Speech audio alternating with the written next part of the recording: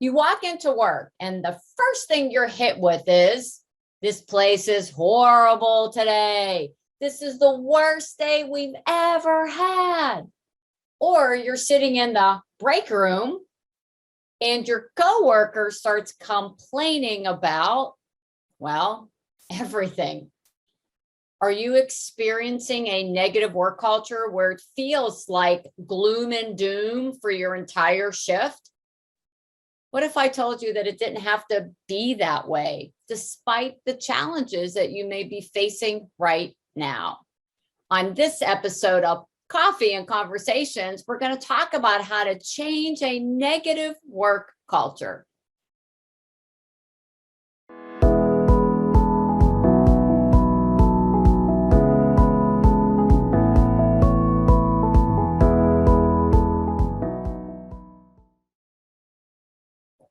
Hi, I'm Dr. Renee Thompson. I'm the CEO and founder of the Healthy Workforce Institute. Welcome to Coffee and Conversations about nurse bullying. Now, you may notice that I'm not sitting in the blue chair that I've been sitting in for almost a decade now. It's because after we had our 100th episode, we decided to mix it up a little bit. Some of these videos will be just me talking, but we're also inviting some guests to join us on the show. So I hope you subscribe and stay with us over the next 100 episodes. Okay, one of the most common complaints we hear from healthcare professionals is that the people they work with are so negative. I mean, from the time they walk in the door until the time they leave, they complain and blame. Over time, this creates a negative work culture. Now, working in healthcare is not easy, especially now. At the time of this recording, we are still in a global pandemic, and it's almost been 2 years. Who would have thought? However, despite those same challenges, some healthcare teams have managed to overcome, and actually they're able to create a positive work culture. So how do they do it? Well, you first have to understand that as a human being, you're actually designed to be negative. It's called the negativity bias. We are designed to actually look for anything that's negative. It's part of our survival instincts. And think about this, in healthcare, aren't you taught to look for what might be wrong with your patients? So it's even worse for us. So I guess my reason for telling you this is because if you're finding that even you are negative at work, it's almost not your fault. However, smart people recognize this bias and they actually execute a plan to counteract that bias. And in today's video, I just want to give you 3 tips that I know will help you to start shifting your culture from negative to positive. First, you've got to establish a no complaining zone in your break room. Your break room should be just that, a break. And I get it. We have to be on stage for our patients and their family members, okay? And when you're out in the hallway, you have to pay attention to what you say and your facial expressions, and you avoid the stomping and huffing and puffing down the hallways, or at least you're supposed to, because patients and family members can hear and see everything. So I get it. Sometimes you have to, be that actor when you're out in front of your patients. So the break room seems like a safe place for you to just, oh my gosh, this patient's driving me crazy, and, just unleash the Kraken on your coworkers.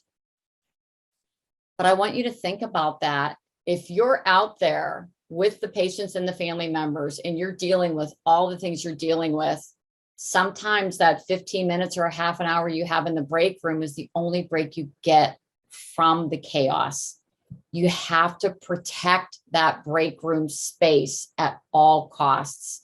So establish a no complaining. If you need to vent, go into the supply closet or go somewhere else, but you need to protect that space. And in your break room, make it as positive as humanly possible. And we've got lots of other strategies for that. But your first strategy is establish a no complaining zone in your break room. Okay. Second strategy, I said that we have this negativity bias, and we do. Wouldn't you agree that it's so much easier to point out what's wrong with your coworkers, what they do wrong, what they don't do right, than it is to find reason to praise them, to compliment them? This is what I want you to do. Pick one coworker, one peer, every single day that you work, and find a reason to compliment them. I remember when I was working as a bedside nurse, and it really wasn't all that long ago, I adopted this strategy, and I'd take a look at who I was working with, and I would just pick one person. So one of my coworkers, her name was Tracy, and she was in the coordinator role a lot, or a charge role. And when I would walk in, I would say to her, "Yay, Tracy's here." Like, oh my gosh, I love it when you're the coordinator, because, and then I would tell her why, because you are just always so on it. And you have helped me so much, because I worked on an OBS unit, the last place that I worked, the last type of department. And you always make sure that before I actually discharge a patient, that they're cleared to discharge. Okay. Like, I would give her a specific reason. When I would work with 𝗕𝘂, and I would say, "𝗕𝘂, I just want to say, every time that you're taking care of my patients," she was one of our assistants, I just know that they're always going to look great. Like, you always make our patients look so nice. Like, she would comb their hair and make sure their face was washed and their teeth were brushed. Find one coworker every single day and compliment that coworker. And then your third strategy, we're going to turn the mirror back on ourselves here.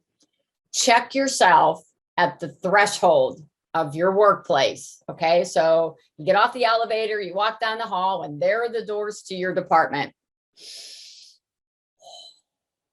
Take a deep breath. Okay. And choose to walk into your department with a smile on your face, no matter what's going on behind you, because you are a bigger influence than you realize. And how you start your day influences not only yourself, but everyone who you work with. If you walk onto your unit looking like you're mad at someone, because every now and then my husband will say, "What's wrong? Are you mad?" Or my kids will say, "Are you mad?" Like, no, I'm not mad. But then I realize I've got a stern look on my face. If you walk in looking like that, it's going to influence other people to look for the negative too. Even if you're having a rough day, pause, take a deep breath, and choose to flip the switch so that you appear to be positive in handling the situation, even though inside you might be really struggling. It will also influence you to be able to handle that situation. Okay. All right. People sometimes expect others to fix a negative work environment. They sit around and just complain about it, and they hope that somebody will come along and fix it for them. But my question back to you is, what if they don't show up? Like Glenda the Good Witch in The Wizard of Oz. Remember when she told Dorothy, who, when she wanted to go home, she said, "You had the power all along." And you do. If you really want to change your work culture from negative to positive, don't wait for someone else to do it. Take action now.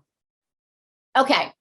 What is one key takeaway that you got from this video, or one action that you agreed to take? Because, knowledge is power, they say, but not really. It's being able to take action on that knowledge, to execute. That's where the real power is. So identify one thing you're going to do, and then put it in the comment section below. I would love to see what commitment you're making to your department to shift it from negative to positive.